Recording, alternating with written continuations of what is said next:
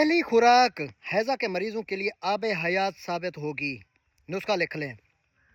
जहर मोहरा खताई 10 ग्राम, खब्सुल हुदै 10 ग्राम, दाना छोटी इलायची उसके दाने 10 ग्राम निकाल लें, बीज से काले। छोटी इलायची 10 ग्राम, मिश्री ये आपने डालनी है 100 ग्राम मिश्री कोज़ा। सब चीज़ों को अलग अलग पीस के रख के महफूज रखें घर में।